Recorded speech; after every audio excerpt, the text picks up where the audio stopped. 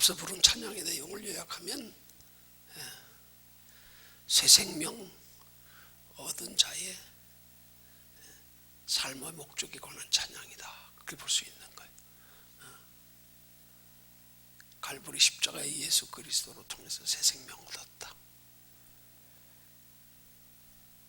새 생명 얻었으면 삶의 목적이 뭐여야 되는가? 그것 없으면 그게 진짜 목적 없이 방황한 거야. 목적도 없이 나는 방황했네. 아니요, 예수 믿기 전에 오히려 목적 뚜렷했지요. 그죠? 뚜렷했지. 왜 목적이 없어요? 이 땅에서 육체로 사는 동안 즐겁고 평안하고 행복하고.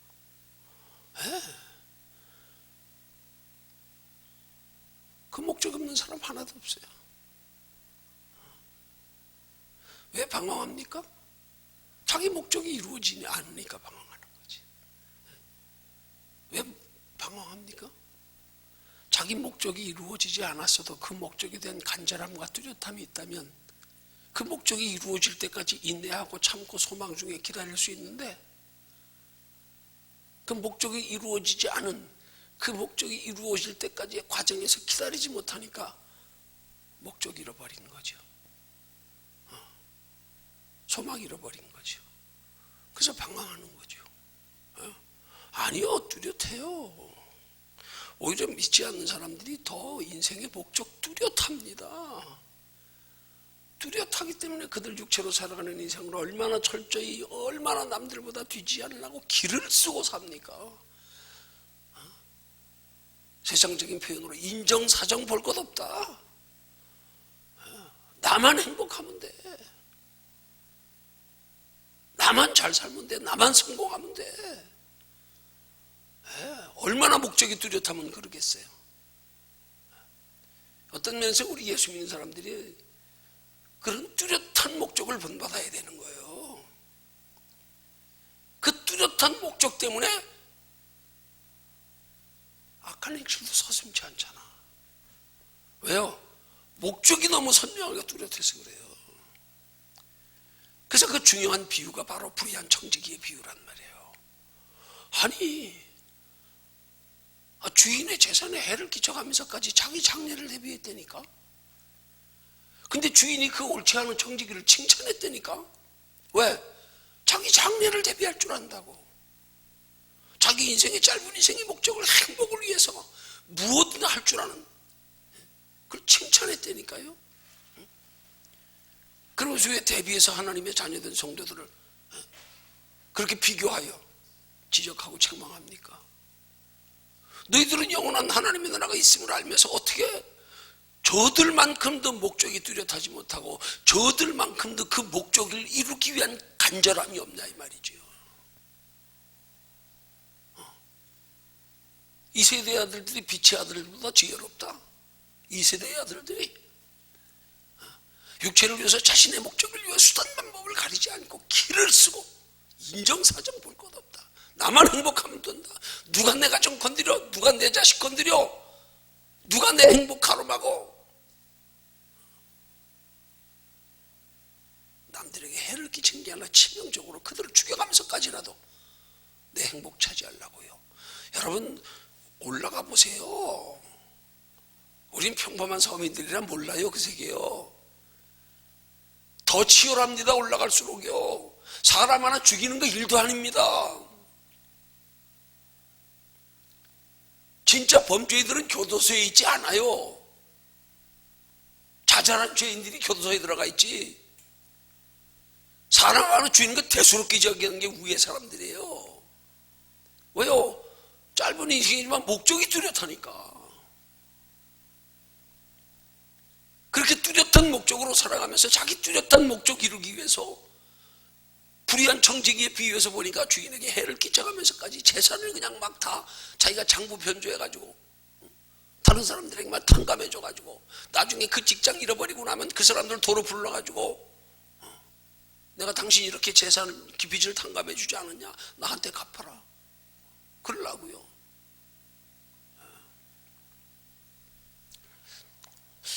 우스갯소리 같지만은 그래도 좀 해야겠네. 실제 있었던 일이니까. 중국에 제가 9번씩이나 설교 갔다 왔잖아요. 특별히 한 지역 길림성에. 그 지역의 처소장들, 중국에서는 기독교가 공식화되어 있지 않기 때문에 비공식적으로 그 중국의 공식화된 정치적인 목적으로의 교회는 3자 교회가 있어요. 나머지는 비공식입니다. 그 사람들이 몰래 숨어서 예배드리고 거기서 그 처소장들을 가르치기 위해서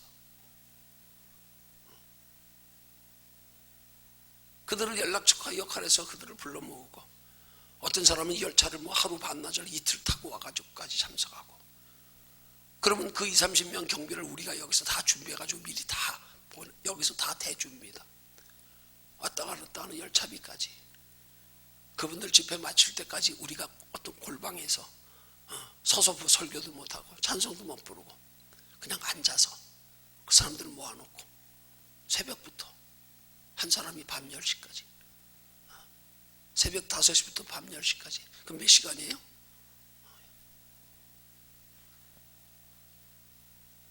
열일곱 시간이에요, 한 사람이. 웬만한 부흥사들이 한 주간 와서 부흥하는 것보다 더 시간이 길어요. 하루 끝나고 나면 진짜 목에서 단내가 나요. 그분들하고 같이 그 골방에서 그걸 안내하는 처소장이 있어요. 조선족 처소장. 새벽에 한 사람을 담당해서 데리러 와. 그래서 택시 타고 새벽에 들어가요. 한 사람씩 맡아서. 나머지 사람들은 쉬고 있어. 그럼 한 사람이 새벽 5시부터 밤 10시까지 그 처수장들을 가르치는 거예요. 하나님의 복음의 말씀을. 저들이 예배 인도자들이니까. 한 2-3시간 공부하고 나서 아침 식사를 우리가 재료를 다, 비용을 다 대주니까 그 안에서 부엌에서 준비해가지고 얼른 먹고는 그냥 부다닥 치우곤 또 들어와서 무릎 꿇고 기도하는 거예요. 빨리 가르쳐 달라는 거예요. 빨리.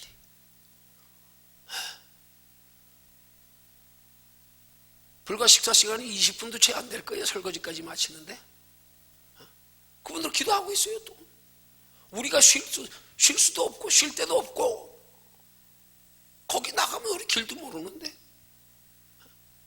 그분들하고 같이 한 사람이 하루 담당하면 17시간 그 방 안에 같이 있는 거예요.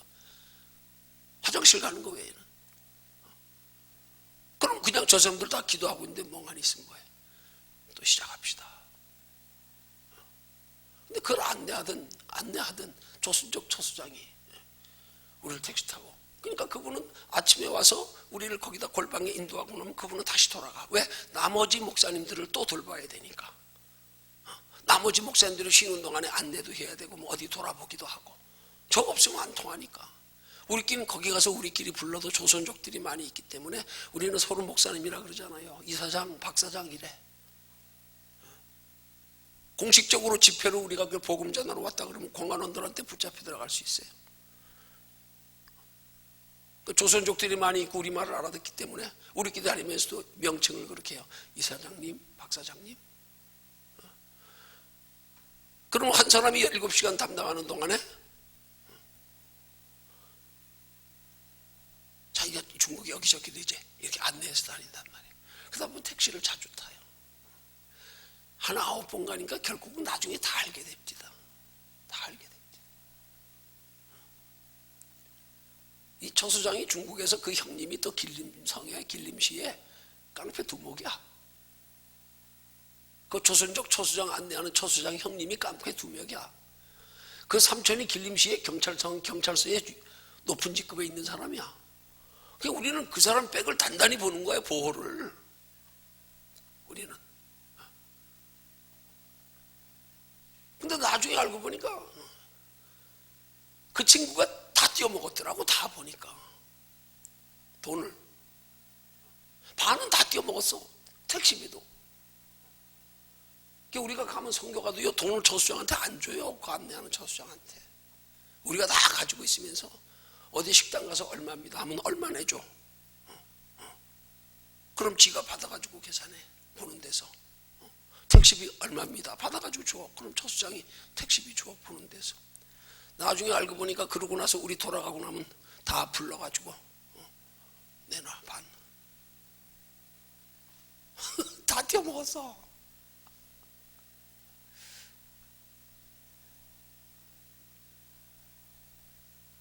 백두산을 택시 대절해가지고 4명이 택시로 쉬지도 않고 7시간인가 8시간을 가가지고 길림성에서 그 택시 도착했거든요. 택시비 대절 40만 원 들었어. 우리 한화로. 나중에 알고 보니까 20만 원이 가는 거였더라고. 20만 원 띠먹은 거예요. 줘. 그리고 우리 간 다음에 불러. 가져와. 왜?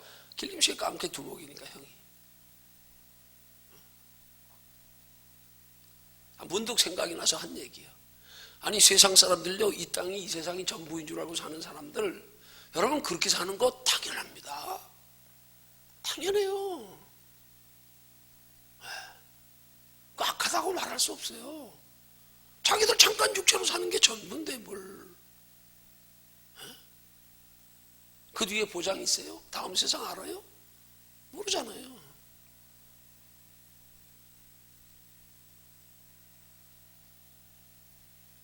그들을 불의한 청지기 비유해서 지혜롭게 행했다고 칭찬했다 그랬어요. 빛의 아들들보다 지혜롭다. 왜? 그 짧은 인생에 자기 장래에 대비할 줄 안다고. 근데 빛의 아들들은 그들보다 미련하다는 거야. 미련하다는 거야. 겉으로 육신적으로는 예수 믿는다고 선하고 착한 것 같고, 그게 무슨 믿음의 정도 같고 경건하고 거룩하고 이러면 믿음이고, 그걸로 우리 믿음이라고 생각하면서 그렇게 살아가는 사람은 저들보다 더 미련하다는 거야. 더 미련하다는 거예요. 저들은 자기 인생의 짧은 인생의 행복을 위해서 그렇게 남의 것을 횡령해가면서까지라도 자기 인생의 장래를 대비할 줄 아는데, 너들은 그 영원한 하나님의 나라가 있음을 알면서도 어떻게 저기 대비할 줄 모르고 사냐?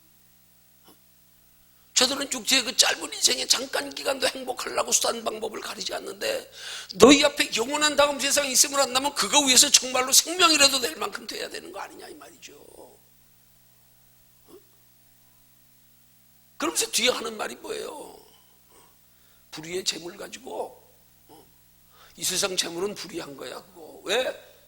재물 자체가 불의한 게 아니에요. 이 세상은 어차피 공중 권세 잡은 마귀에게 내어준 바 된 세상이기 때문에 이 세상 재물은 불의한 거래요. 그래서 마귀의 지배하에 있는 거, 이 세상 재물은 이걸로 우리가 거룩한 게 아니야. 그 불의의 재물 가지고 마귀에게 내어준 거니까 그것 가지고 너희를 영원한 처소로 영접할 친구를 사귀래. 영원한 처소로 영접할 친구. 세상의 불의의 재물, 이 땅에 잠깐의 육신으로 살다가 누리는 그 기회들을 가지고 세상 사람들은 자기 장래를 대비해서 저렇게 길을 쓰고 죽을 뚱살뚱 모르고 불의를 저질러가면서라도 인생의 행복을 추구하는데, 너희는 영원한 행복을 추구하면서 얼마나 너희들 그렇게 간절하게 치밀하게 그 우리 장래의 영원한 내일까지 바라보고 준비하며 살아가느냐 이 말이에요.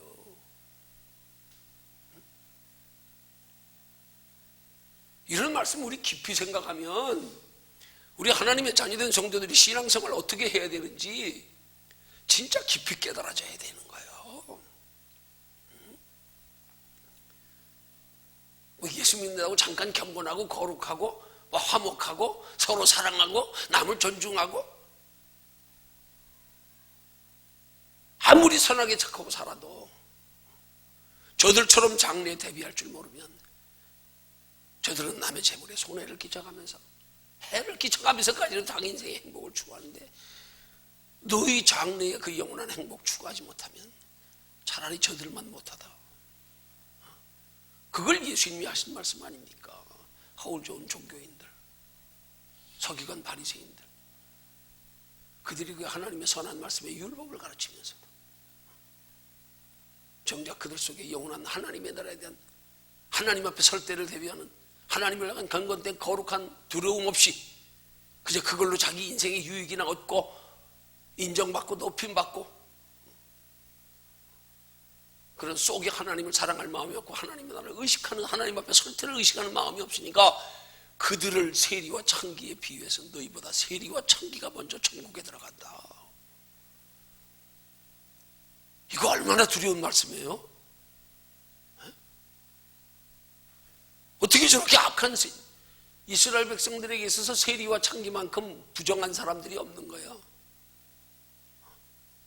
당시의 세리는 로마 제국의 압제 가운데서 자기 동족들 마치 우리 친일파들처럼 옛날 일제시대에 거기 붙어가지고 빌 붙어가지고 우리 거 뜯어먹는 사람들 일부는 로마 제국에 바치고 나머지는 자기 주머니에 넣고 그게 세리들이에요.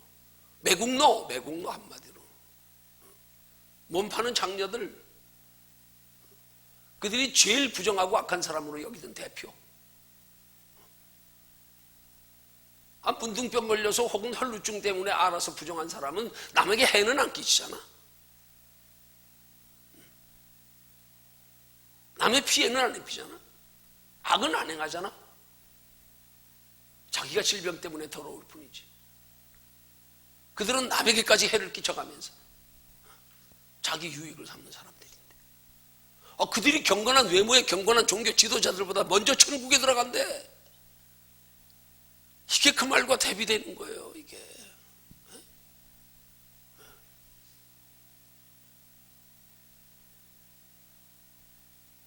예수 믿어 새 생명 얻었으면 우리 삶의 목적이 뚜렷해야지요. 이제 방향 완전히 바뀌어야지. 이제 저는 잠깐의 육체를 위해서 살았지만 이제 알았다. 우리 앞에 영원한 내일이 있구나. 영원한 생명이구나. 그럼 뭘 위해서 어떻게 살아야 되느냐? 그 목적 세워져 있지 않으면 그리스도 안에서 방황하는 거예요. 목적도 없이 방황했는 가사의 내용은 예수 믿는 사람들이 아직도 예수 그리스도를 믿고 하나님 나라의 비밀을 알고도 삶의 목적이 바뀌지 않은 사람들을 지칭하는 거예요. 그게 목적도 없이 방황한 거예요. 왜요? 세상 목적이야 뚜렷하지요. 예수 믿는 사람들은 누구 못지 않아요. 겉으로 경건한 척 거룩한 척해도 나를 위해 육신의 행복을 위해서 살아가는 건 뭐 세상 사람들은 요만큼도 안 드시려고 그래요. 양보 안 하려고 그래요. 어디 양보하려고 그럽니까?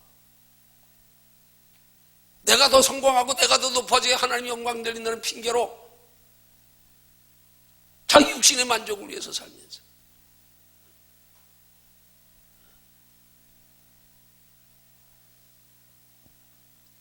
진짜 하나님의 영광 돌리는 삶이 저들을 위해서 내가 희생하고 손해보고 육신을 위해서부터 영혼을 위해서 살아가는 데 필요한 모든 것들을 위해서 나의 시간과 강간과 물질을 사용하는 것 때문에 육신적으로는 때로는 손해가 오고 희생이 있고 핍박이 있고 궁핍이 있을지라도 난 영원한 것 바라봤기 때문에 그 아까운 줄 모르고 거기서도 기쁨 얻을 줄 알고 만족할 줄 알고 이게 진짜 목적 있는 삶이에요. 이게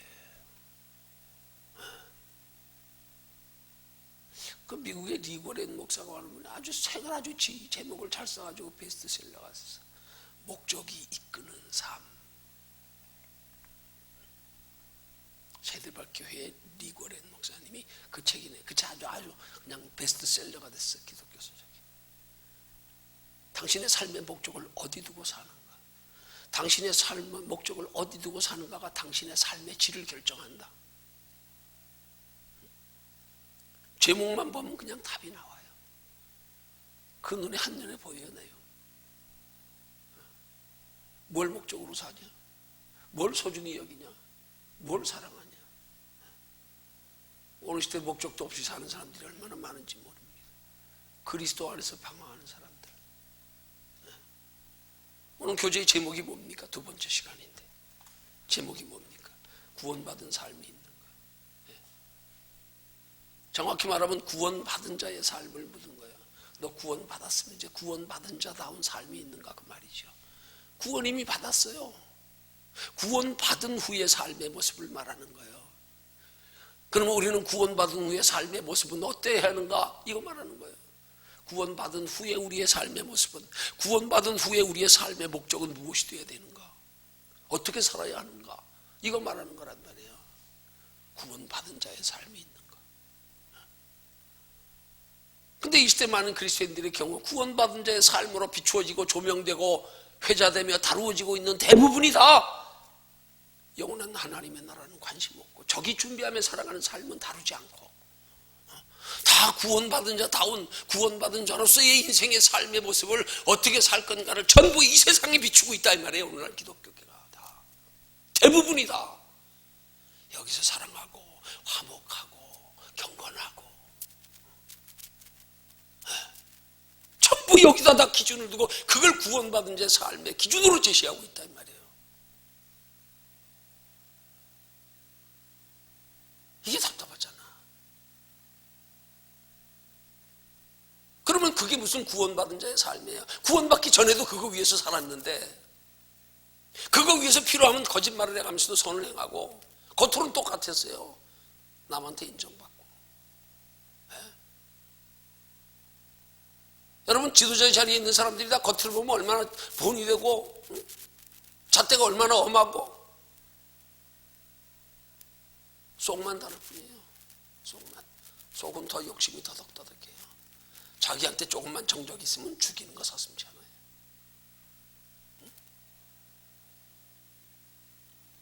예수 믿어 변화받고 나서도 여전히 목적을 이 땅에 두고 살아간다면 이건 구원받은 자다운 삶이 아니죠.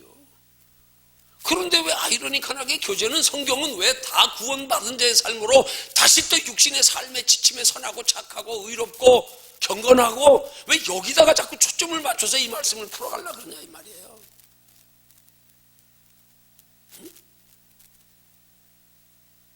이게 답답한 거 아니에요.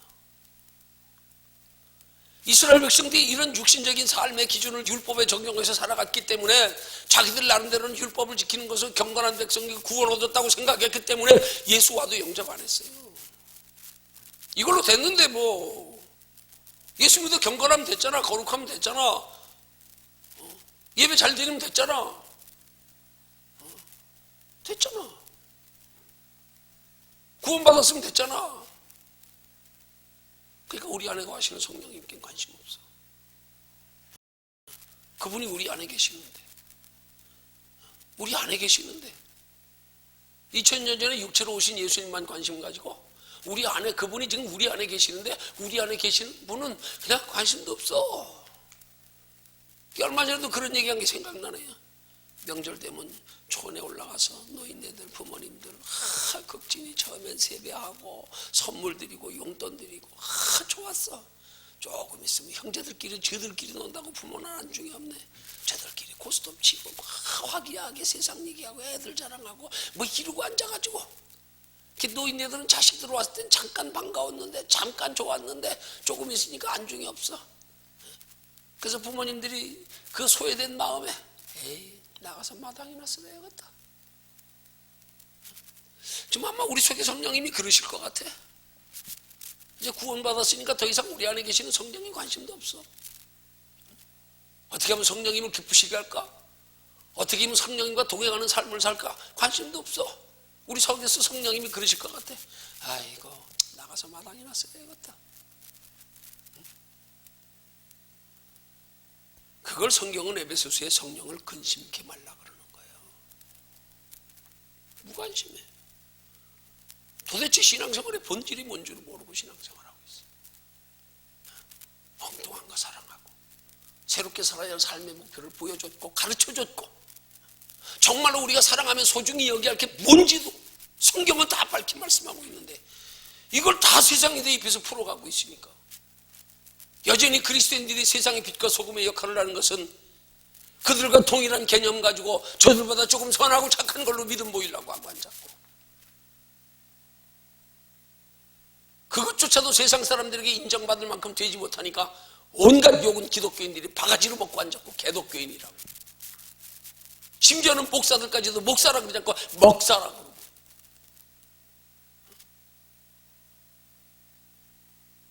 오히려 믿지 않는 저들이 우리보다 차원 높게 바라보기 때문에 실망해서 하는 말이에요. 저들이 우리를 그렇게 안 봤으면 실망할 것도 없잖아. 중도는 욕 안 합디다 별로. 신부도 별로 욕 안 합디다. 유독 기독교인들. 코로나 기간에도 보세요. 교회만 지속적으로 핍박하고 교회만 지속적으로 그냥 집중시키지 어디 천주교 성당 얘기하고 절 얘기하는 거 봤어요? 다른 종교 집단 얘기하는 거 봤어요?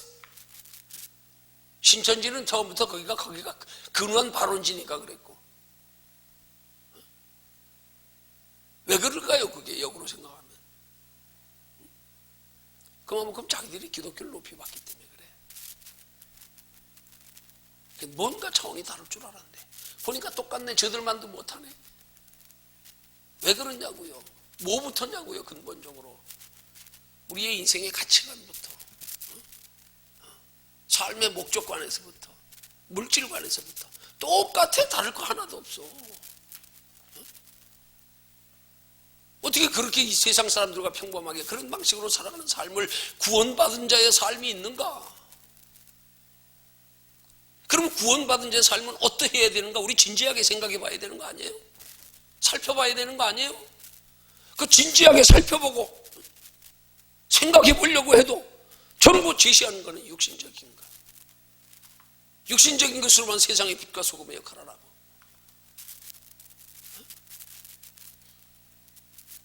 예수 그리스도인들이 하나님을 가르치려면은 내가 가르치는 방향에 하나님을 보게 해야 되는데 전부 가르치면서 자기 손가락 보래. 내 손가락 보래는 거야 다. 내 삶이면 된다는 거죠. 내 의로 하나님 드러낸다는 거죠. 그건 태양을 가르치면서도 내 손가락 보내는 거하고 똑같은 거예요. 내가 의를 드러내려고, 내 의를 드러내는 걸로 하나님 증거하려고. 그 사람들이 그게 대세요. 그래서 그렇게 내 의를 드러내는 걸로 하나님을 나타내는 게 믿음인 줄 알고 있어. 경건하고 거룩하고 사람들 보기에 선하고 착하고 가정이 화평한 걸로 본을 보이고, 이러면 하나님 보이면서도 나봐 내 손가락 봐. 그거하고 똑같은 거예요. 그거하고 똑같은 거라니까. 정확히 하나님을 가르치려면 내 손가락 보지 마. 저기 봐. 여기 보지 마. 이 손가락은 당신보다 못해. 이래야 되는 거란 말이에요.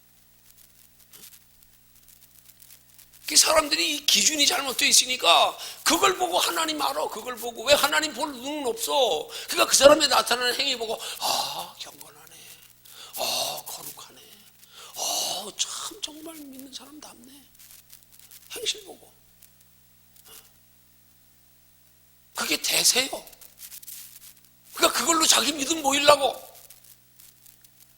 그러다 보면 사람들이 전부 다 외식주의가 돼버렸어. 율법주의자들처럼. 보이지 않는 내 속에 하나님 계심에 대한 하나님의 영혼을 소중히 여기며 사랑하는 마음, 이거는 관심 없어. 내 겉모습으로만, 내 말과 행실로만. 말로는 얼마나 거룩해요. 말로는. 그 예수 안 믿는 사람들이 예수 믿는 사람들을 보고 하는 말은 저것들 죽으면 입만 동동 뜨겠대. 말을 얼마나 번지르르하게 잘하는지, 얼마나 아름답게 경건하게 경스럽게 탁스럽게 아주 은혜스럽게 속은 미워하면서 겉으로는 사랑합니다. 가식 중에 그런 가식 없이 하나님 우리 심령의 중심을 살피고 계시는데, 중심에서 하나님 사랑할 마음은 하나도 없고 안중에도 없으면서 내 안에 성령님이 내 인생의 주인 되어 자리 잡고 나를 주와 동행하며 하나님 나라까지 이끌어가길 원하시는데, 내 안에서 날 이끌어가시는 하나님께는 관심도 없어. 제발 좀 나 좀 내비두세요. 자꾸 귀찮게 건들지 말고. 이게 과연 구원받은 자의 삶이겠냐 이 말이에요.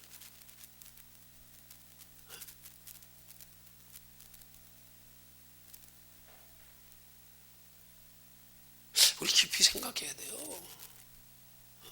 깊이 생각해야 돼요.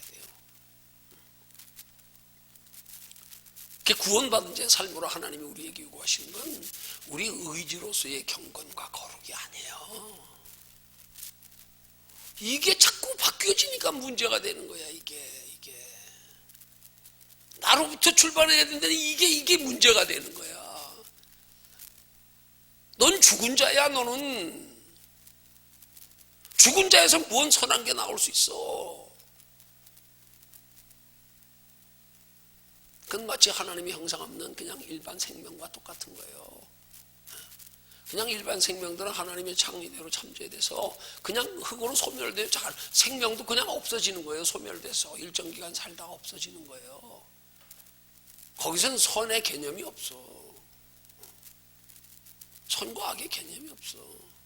선과 악의 기준은 영혼이 죽었냐 살았냐의 기준이에요. 영혼이 죽은 상태에서 나와 있는 선은 그건 선이 아니야. 선이 아니야. 영혼이 죽어 있는 곳에서 나오는 악한 행실은 그건 악도 아니야. 그건 그냥 본능일 뿐이야. 본능일 뿐이에요. 그건 아무것도 아니에요. 그래서 하나님이 영혼 없는 육체는요, 하나님도 육체로 생명으로 여기질 않기 때문에, 그게 만약에 하나님 형상으로 귀한 생명이라면 왜 그렇게 어느 극빈한 나라들은 그렇게 굶어 죽어가고, 그 세상 사람들이 이런 영적인 영혼의 생명의 존재의 원리를 보니까 하나님이 살아계시면 이럴 수 있냐고. 하나님은 산자의 하나님이요. 영혼이 산자의 하나님. 우리 죽은 자로서의 생명 유지에 급급해가지고 이것 가지고 하나님 앞에 매달리면서 날마다 이거 영혼의 생명만 보존시키려고 하나님 나 좀 도와주세요. 나 좀 축복해 주세요. 내 기도에 좀 응답해 주세요. 날마다 육체의 문제. 이게 아니라니까요. 살아있는 영혼, 하나님의 생명의 본질, 이거 위해서 사는 게 선이에요. 이건 우리 힘으로 못 살아요. 그래서 하나님이 우리 안에 오신 거예요. 우리 안에서 우리 마음과 생각을 다스려 주셔가면서 끌고 가려고. 근데 내 안에 성령님을 두고도 그 성령님 의지함에 따라가는데 관심이 없어. 날마다 내가 남과 비교하고, 내가 알고 있는 지식, 내가 알고 있는 경험 기준. 그래서 베드로처럼 하늘에서 내 부퉁이에 큰 보자기 같은 그릇이 내려와 부정한 짐승들이 담긴 것 보고, 하나님이 하나님이 율법으로 규정하신 부정한 짐승 난 먹지 않습니다. 야, 내가 깨끗게 한 것을 네가 더럽다 하지 마라. 하나님이 기준이 되지 못하면 날마다 자기 기준이야. 자기 기준 가지고 하나님과 싸우는 거예요. 자기 기준 가지고, 자기 의 가지고.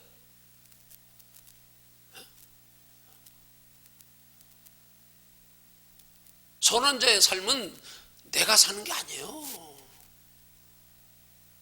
그래서 나는 죽었다 그러는 거예요. 그리스도 안에서.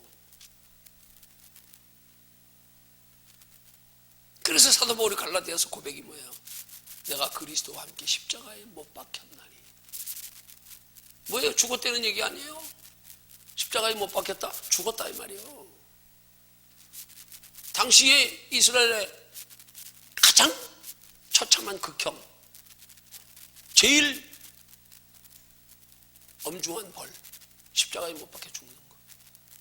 십자가에 못 박으면 죽는 거예요. 잠깐 못 박았다 내려오지 않아요. 죽을 때까지 매달아 놓는 거예요. 근데 십자가에 못 박혀 나는 죽었다. 그리스도 안에서 나는 죽었다 이 말이에요. 이제 내가 나는 게 아니라 내 안에 그리스도께서 사신다. 죽은 사람이 내 안에 그리스도가 살면 어떻게 살아야 되냐고요. 그리스도 안에 이끌림 받는 삶이 돼야 되는 거지. 왜 지금 죽어가지고도 내가 살라 그러냐고. 내 감정으로, 내 지식으로,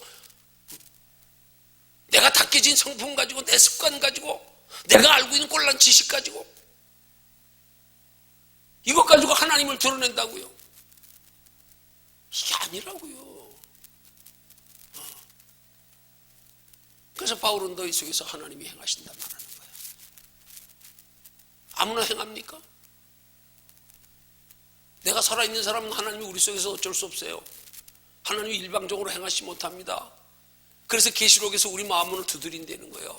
네가 마음을 열어야 내가 들어가서 너희 마음과 생각으로 움직여 하나님의 뜻대로 살아갈 수 있는 능력과 지혜를 줄 수 있다. 이끌어갈 수 있다. 너희 안에서 하나님이 행하시게 해라. 이게 신앙생활이란 말이에요. 우리 안에서 하나님이 행하시게 하는 거. 우리 신앙생활은 다른 게 아니에요. 지금 우리가 알고 있는 이렇게 행위로서의 이게 중요한 거 아니에요.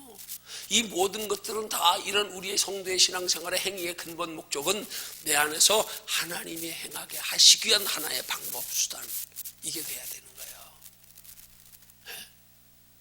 그래서 하나님 앞에 나와 예배드리고 기도하고 주를 위해서 헌신하고 하다 보면 하나님이 내 안에 마음을 변화시키고 움직여서 진짜 하나님이 내 안에서 행하시는 것으로 통해서 하나님의 의가 이루어지게.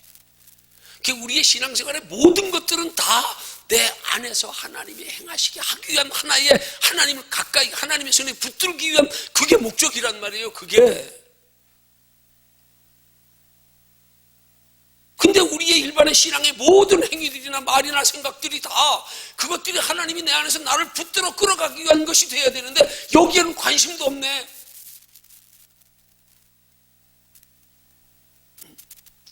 관심도 없어. 그래서 하나님이 내 안에서 나를 이끌어 가시지 못하면, 내 생각 마음 다스려 주장하지 못하면 그건 겉껍데기요. 그게 방황이요. 하나님과 상관없어.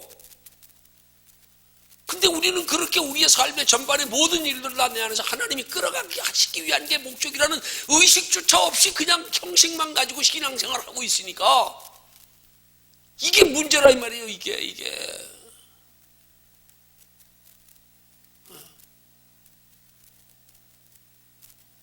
아무렇지도 않게 생각해. 그걸 말하는 거예요. 그걸 걔라는 유정란 부정란 똑같아요. 아무리 깨뜨려서 구분해 보세요. 아무 표 없어요. 생명은 보이지 않아요. 계란 안에조차 생명 안 보여요. 현미관 가지고 들여다보세요. 생명 보이나. 똑같아요. 품어보면 압니다. 일정한 온도에다 맞춰놓으면 압니다. 일정한 온도에 맞춰주면 21일 만에 부화되어 나오는 게 병아리야. 그 속에 생명이 있는 증거.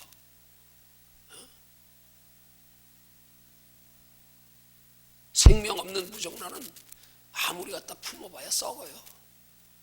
썩어. 우리 속에 생명이 있느냐 없느냐가 중요하지.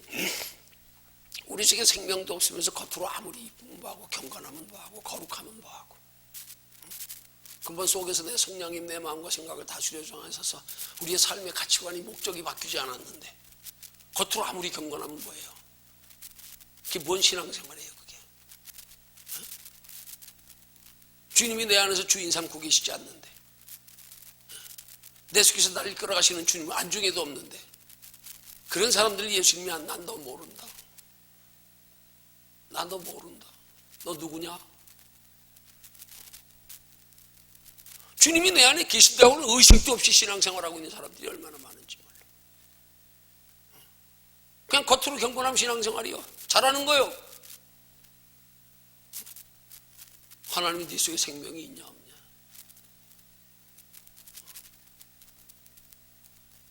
오늘도 주님 우리 마음을 두드리고 있는데 감각도 없어. 두드려도.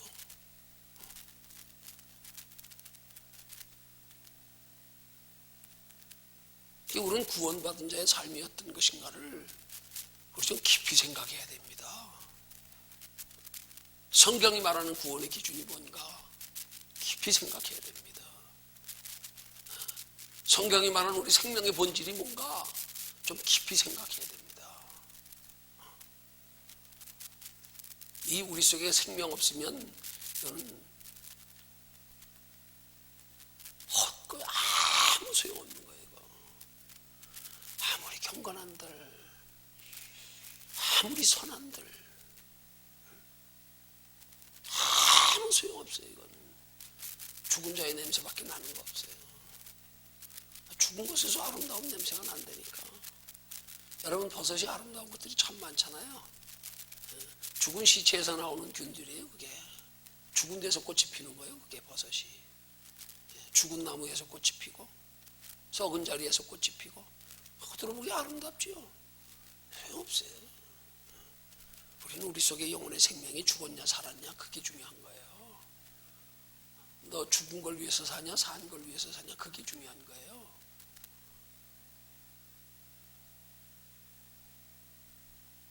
이런 생명의 죽음과 삶의 기준도 없이 신앙생활하는 게 이게 방황하는 거란 말이에요.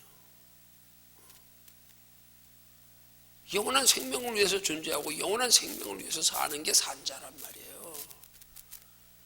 그럼 영원한 생명으로서 사는 삶이 구체적으로 어떻게 사는 삶이어야 하는가를 가르치는 게 구원받은 자다운 삶이 있는가가 돼야 되는 거란 말이에요. 그럼 어떻게 사는 게 영혼을 위해서 사는 걸까? 이걸 단순하게 육신에 대입시켜가지고 그건 우리 말고도 세상 사람들도 잘 안 되니까 그렇게는. 근데 그들과 우리의 차이가 뭐가 돼야 돼요? 그들은 자기 의지요. 그냥 하나님이 본래에 창조하신 인간 고유의 형상의 생명은 없는 채로 썩은 나무 죽은 나무에서 버섯 피듯 온갖 종류의 아름다운 버섯 피듯 그냥 나타나는 죽은 자의 행실일 뿐이에요. 아무리 경건하고 선하고 착해도. 차라리 우리 속에 생명이 있어서, 생명이 있지만 아직 연약해서 저들보다 경건되지 살을 못 살지라도 그게 나아. 세리와 청기가 천국에 먼저 들어간다.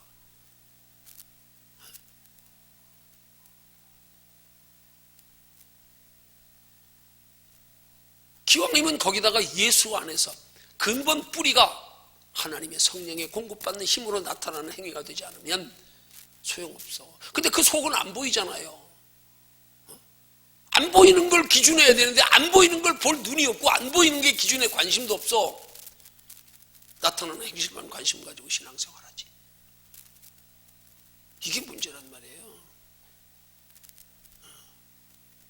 너 어디서 진액을 공급받아가지고 지금 자람이 없고 피어 열매 맺고 있냐? 네 육신의 네 열매가 지금 육신의 열매냐 성령의 열매냐? 겉으로 나타나는 열매는 육신의 열매도 성령의 열매 이상으로 아름답게 보일 수 있어요. 아무 소용없어요. 죽은 것에서 열매 맺어봐야 뭐해.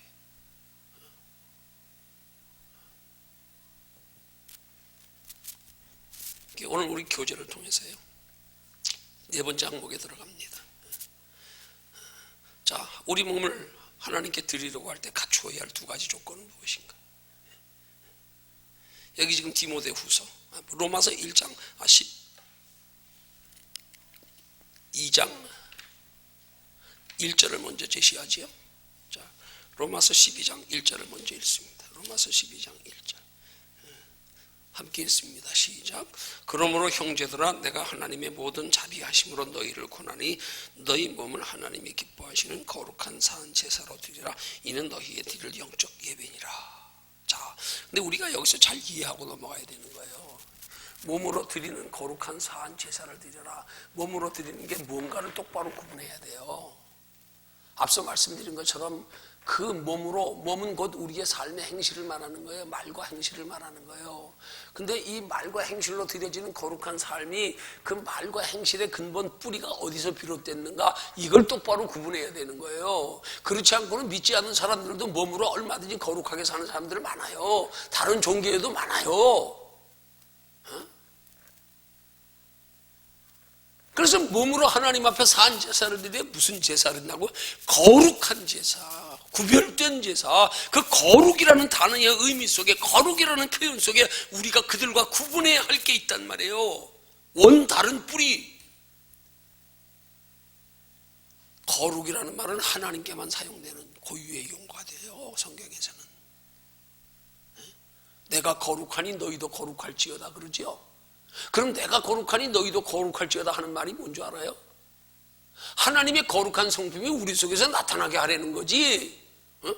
하나님이 거룩하니까 우리 성질, 우리 인격, 우리 성품, 우리 행실 가지고 하나님의 거룩을 나타내려는 거 아니에요. 거룩하신 하나님이 내게서 나타나려는 거죠. 하나님이 나타나게 하려는 거죠. 우리 몸으로 거룩한 사한 제사 드리는 것도 우리 몸으로 말과 행실로 우리에 나타나는 삶이 내 안에서 하나님이 원뿌리가 되어서 하나님이 성령의 감동으로 성령의 이끌림 받아서 성령으로 말미암아 나타나는 게 사한 제사라는 거예요. 성령의 동기가 아니고 하나님이 내 안에서 다스리고 주장하시 아니면 그건 죽은 제사예요. 아무리 아름다워도. 사한 제사라는 말이 육신의 사한 제사를 말하는 거야. 영적으로 사한 거예요. 영적으로. 이게 우리 몸을 하나님께 드리려고 할 때 갖추어야 할 첫 번째 조건이란 말이에요. 첫 번째 조건. 너희 속에서 하나님이 행하시게 해라. 이게 첫 번째 조건이에요.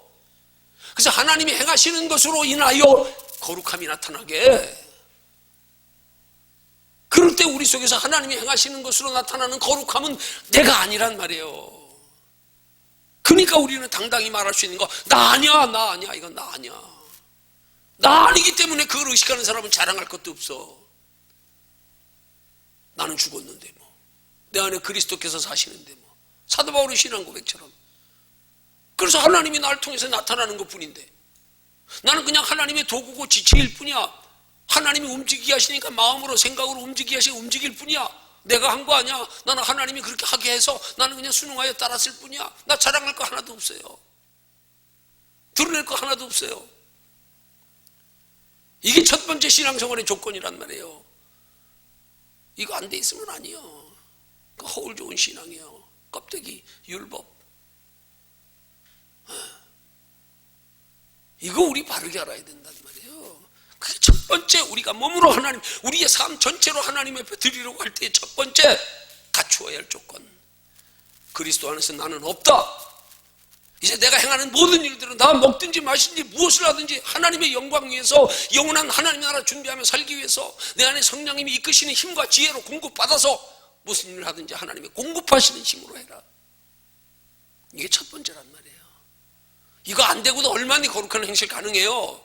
얼마든지 경건한 행실 가능해요. 얼마든지 행실 가지고 남들에게 믿는 사람답게 보일 수 있어요. 속에 생명 없으면 땡이요. 무정란이요. 무정란.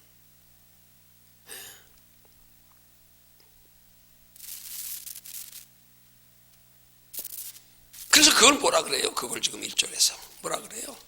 결론적으로 뭐라 그래요? 12장 1절 하반절에 이는 너희의 드릴 뭐라고요? 뭐라고요? 영적 예배요. 영적 예배. 내 안에서 하나님이 행하시는 것으로 통한 말과 행동의 삶의 모습, 영적 하나님이 행하시는 걸 영이라 그러는 거예요. 하나님은 영이시니 예배하는 자가 신령과 진정으로 예배할지니라. 영적 예배요. 영에는 관심도 없이 육신 가지고 경건하고 거룩한 거 가지고 신앙의 표대를 삼아가지고 이게 뭐냐고요. 이게 껍데기 없는, 아니 알맹이 없는 무정란 같은, 속에 생명도 없으면서 겉으로 아무리 아름답게 피면 뭐예요? 내 속에 영혼의 존재의식도 없고 영혼의 소중히 여김 의식도 없고 사랑하는 마음도 없고 날마다 껍데기 보이는 육체만 가지고 날마다 이것 가지고 울고 웃고 이것 가지고 자랑했다가 이것 가지고 부끄러워했다가 이것 가지고 낮아졌다 높아졌다가 아이고 이게 아니란 말이에요.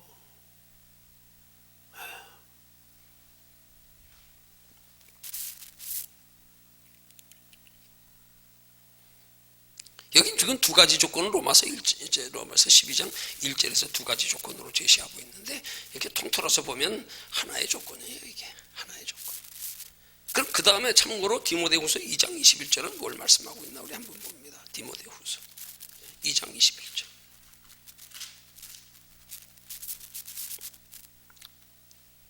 찾아서 함께 읽습니다. 디모데후서 2장 21절. 자, 그럼 함께 읽습니다. 시작. 그러므로 누구든지 이런 것에서 자기를 깨끗하게 하면 귀히 쓰는 그릇이 되어 거룩하고 주인의 쓰심에 합당하며 모든 선한 일에 예비함이 되리라. 여기 뭐라 그랬어요? 앞에는 그릇이 우리의 그릇으로서 여러 그릇 종류를 열거하지요. 20절에서 큰 집에는, 이 큰 집은요 우리 지금 적용하면 하나님의 주의 몸된 교회, 하나님의 택한 백성들, 교회에 속한 그리스도인들, 에클레시아 부름받은 사람들의 모임, 이걸 교회라 그러거든요. 유형적 건물이 아니에요. 교회는 헬라어 원문의 에클레시아 하는 단어는 부름받은 사람들이 모여 예배드리는 곳을 교회라 그러는 거예요. 부름받은 사람들의 모임을 에클레시아라 그러지 건물을 말하는 게 아니에요. 큰 집은 이 교회를 말하는 거예요. 부름받은 사람들이 모여 신앙생활하는 이 교회를 말하는 거예요. 택한 백성들이 모여있는 이걸 말하는 거예요. 근데 여기에 택한 백성들의 유형이 다 가지가지라 이 말이에요. 그릇의 종류가 여러 가지든. 오늘 본문에 보니까 뭐라 그래요? 금과 은의 그릇이 있을 뿐 아니요 나무와 질그릇도 있고 귀 쓰는 것도 있고 천이 쓰는 것도 있나니.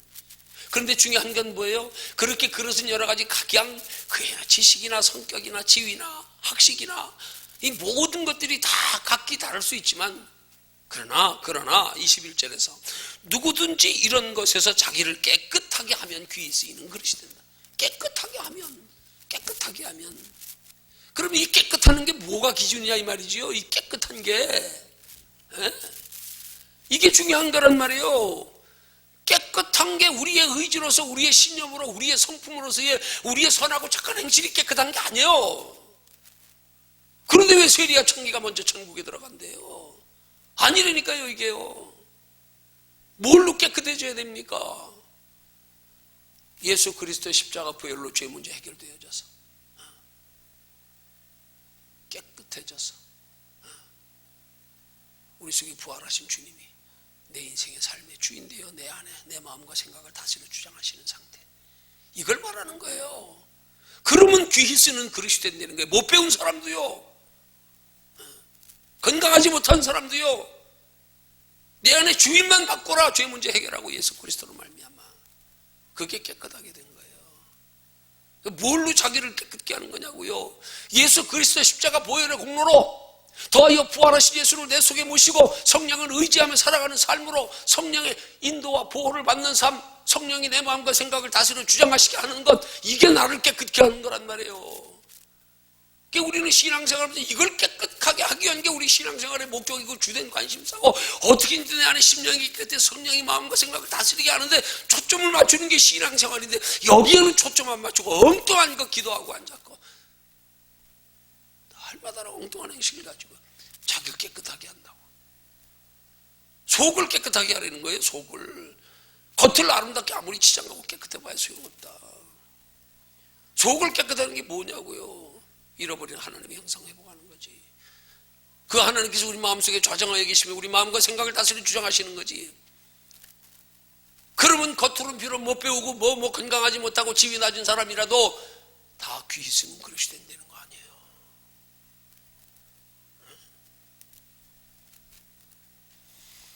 속을 깨끗이 하는 게 두 번째 조건이란 말이에요. 속을 뭘로요? 성령으로요. 성령으로.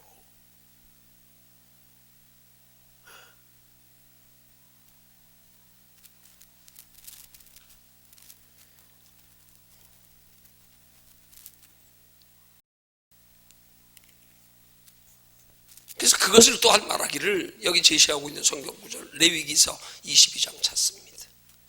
레위기서 22장.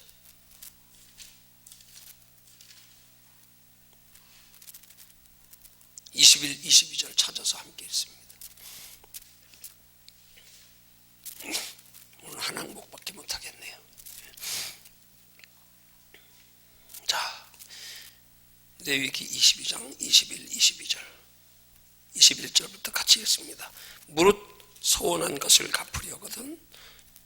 갚으려든지 자의로 예물을 드리려든지 하여 소나 양으로 화목제 희생을 여호와께 드리는 자는 연락되도록 아무 흠이 없는 온전한 것으로 할지니.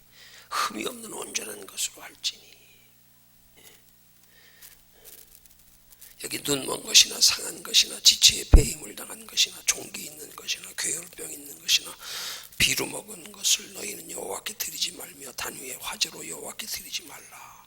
이 말씀이요, 이거 율법에 준한 말씀인데 율법에는 굉장히 중요한 영적인 교훈 원리가 들어있어. 율법을 우리가 잘 복음의 말씀에 대입해서 풀지 않으면 이게 형식적인 신앙생활 된단 말이에요. 왜 주님이 도대체 비늘 없는 짐승은 먹지 말라고 그러고 대표적으로 왜 굽이 갈라지지 않은 짐승은 부정하다 그럴까요? 굽이 갈라지지 않았다는 말은 곧 악과 선이 뚜렷하게 구별되지 않은 걸 말하는 거예요. 비늘 없는 것은, 비늘 없는 건 보면은 비늘 없는 물고기들의 특징이 보면 뻘밭이나 지저분한 밑바닥에서 살아요. 비늘 없는 물고기들은 그 비밀을 가지고요, 맑은 물, 깨끗한 물, 산소가 풍부한 물을 따라 거슬러 올라가요. 죄악된 세상과 타협하며 살지 아니고 그걸 거슬러 올라가는 것을 비늘 있는 물고기로 상징하는 거고요. 세상과 타협하며 살지 않는 것을 굽이 갈라진 짐승이라 그래요. 굽이 갈라지지 않은 거는 먹지 마라, 부정하다. 돼지 굽 갈라지지 않았어요. 그래서 먹지 말라는 거예요. 소는 굽이 갈라져 있어요. 이게 다른 거란 말이에요. 이런 영적인 의미가 내포되어 있는데, 이걸 이스라엘 백성들이 율법에 이런 하나님이 이 율법에 정하신 말씀 통에 들어있는 깊은 영적 의미를 모른 채로 이 자체를 가지고 해석하고 앉았으니까 그거 안 먹는 거야. 그건 그냥 형식적으로 그거 지킨다고. 지금도 돼지고기 안 먹어요. 그들이 바르게 지킨다면 우리도 그렇게 지켜야 되는 거 아니에요? 예수 믿는 사람은 왜 돼지고기 먹어요? 에? 이걸 영적으로 대입해서 해석할 줄 알아야 된단 말이에요. 근데 지금 여기 뭐라 그랬어요? 하나님 앞에 제물 드리는 율례에 대해서 뭐라고요? 흠이 없는 온전한 것을 드리라 그랬어요. 그러면 여러분 제물을 하나님 앞에 제사 드릴 때 제물 왜 드리는 거예요? 누구 때문에 드리는 거예요? 우리 죄를 대신해서 드리는 거예요. 우리를 대신한 제물이에요. 내가 대신 죽는 거예요, 짐승이. 영적으로 말하면 내가 죽는 걸 말하는 거예요, 하나님 앞에. 나 대신 짐승이 죽는 거예요.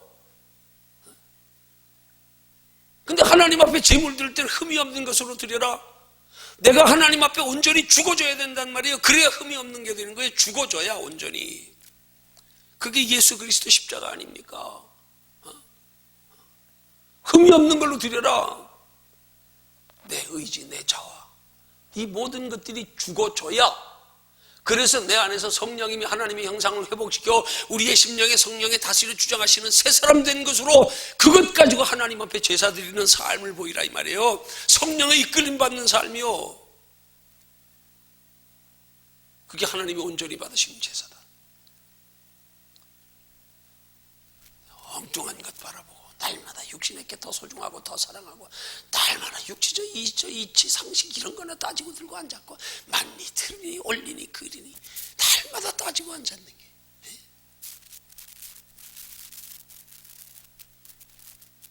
이게 참 답답한 거예요. 이게. 그리스도 안에서 죽은 거 산 거에 대한 구별이 없이 살고 있으니 뭐가 산자의 삶인지도 모른 채로 너 영혼보다 육체를 소중히 여기냐? 아니면 영혼을 더 소중히 여기냐? 너 육체 더 사랑하냐? 영혼 더 사랑하냐? 너 삶의 목적을 어디에 두고 있냐? 금방 답 나와요. 간단해요. 돌아보면 알잖아요. 자가 진단해 보세요. 답 나와요. 그냥 답 나와요. 다른 사람한테 물어볼 것도 없어. 내 속에서 답이 다 있는데 뭘 다 보면 아는데 뭘. 내 삶의 모습 보면 다 보이는데 뭐. 나는 하루 종일 생각하는 게 주님을 얼마나 생각하고 있나.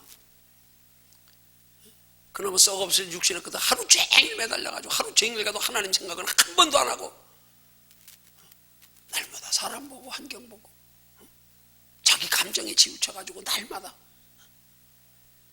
엉뚱한 하나님이 지정하신 율례와 법도의 그 속에 있는 깊은 영적 의미는 깨달아 알지도 못한 채 그것 가지고 베드로처럼 하나님이 부정하다고 한 거 나 먹지 않습니다 이러고 앉아있질 않나. 너 틀렸니 맞니 이러고 앉아있질 않나.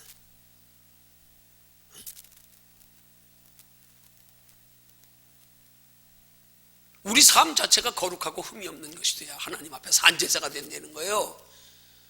우리가 거룩하고 흠이 없는 삶은 곧 성령님이 나를 이끌어가는 삶이란 말이에요. 성령님이 내 안에 계시기 때문에 죄는 없어졌고 이제 죄의 문제는 해결됐고, 그렇지만 우리는 연약하여 성령에 이끌림 받지 못할 땐 또 죄짓게 돼 있어요. 또 그래서 그런 죄는 하나님이 날마다 주님 앞에 나와 자복하고 회개하면 용서해 주신다는 거 아니에요. 70번씩 7번까지라도 용서해 주라. 연약하여 육신으로 짓는 죄는 어쩔 수 없다. 너는 육체와 영혼이 함께 있기 때문에 사람은 하나님 앞에 갈 때까지 우리의 신앙이 장성한 분량에 하나님 앞에 설 때까지 우리는 온전하지 못하기 때문에, 그래서 우리는 어린아이와 마찬가지요. 그래서 우리는 어린아이처럼 전적으로 하나님만 의지하게 살아가도 넘어질 때 많아요. 죄질 때 많아요. 순간적으로 잊어버리면요, 내가 하나님의 능력에 덧입혀 그걸 이길 수 있는 힘이 없으면 넘어지는 게 정상이에요. 그러나 하나님 그런 것 보지 않습니다. 너 그런 중에도 진짜 하나님 사랑하냐? 너 진짜 그런 중에서도 네 인생의 삶의 목적을 하나님의 나라에 두고 있냐? 너 그런 중에도 진짜 소망을 하나님께 두고 있냐? 하나님이 예비하신 상에 두고 있냐? 그럼 됐어. 다윗이 얼마나 하나님을 사랑했으면 시편해 보십시오. 다윗이 하나님을 사랑하는 표현이요, 아주 구구절절이요, 구구절절이요.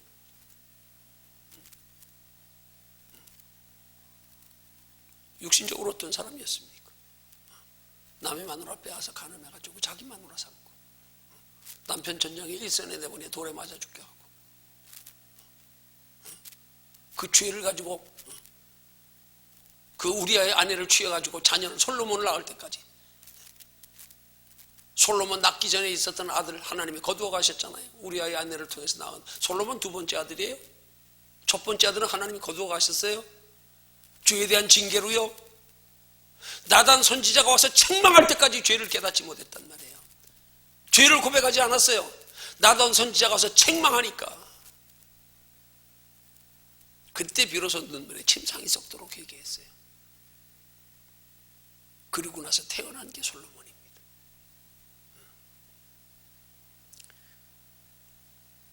뭘까 우리가 뭘로 온전하고 흠이 없는 걸로요? 하나님이 그렇게 우리 몸으로, 우리의 삶으로, 우리의 행실로 그렇게 온전하고 흠이 없는 게 기준이라면 다윗 같은 사람을 통해서 예수가 어떻게 이 땅에 오십니까? 예수님 족보 보십시오. 이방 여인들이 넷이나 들어가 있어. 기생 라합부터 해가지고 시아버지와 창녀로 둔갑해가지고 창녀로 신분을 감춰가지고 그 가정의 며느리로서 그 가정의 족보의 대를 잇기 위한 방법으로 창녀로 가장해가지고 시아버지와 관계해서 그래서 자녀 낳은 다말로 됐어요. 이방 여인인 룻을 통해서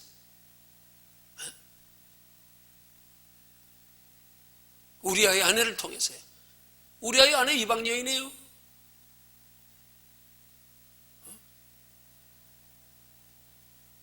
예수 그리스도가 이 땅에 오셨어요. 우리의 거룩하고 흠이 없는 기준이 뭔지를 똑바로 알아야 된단 말이에요. 이걸 모르니까 겉으로 거룩하고 흠이 없는 것 가지고 신앙으로 경건으로 기준 삼고 착각하고 그것 가지고 속으로 우월하고 성별의식 가지고, 물론 그게 나쁜 건 아니에요. 그 속에 하나님 앞에 진짜 본질의 생명이 내 속에서 함께 하시면 그 우리의 거룩함에, 행실의 거룩함에 출처가 우리 안에 성령님이 될 때에 비로소 진짜 아름다운 거지. 근데 여기는 관심도 없이 행실만 치우쳐가지고 그걸 경건과 거룩의 기준 삼고 살아가는 걸 율법이라 그러는 거예요. 그걸 율법이라 그러는 거야. 율법은 구원 얻을 수가 없다. 구원받은 자다운 삶의 모습이 어떠해야 되는지 오늘 또한 비록 한 단락밖에 다루지 못했지만 깊이 깨달아 하는 은혜가 있으시기를 주님의 이름으로 축원합니다.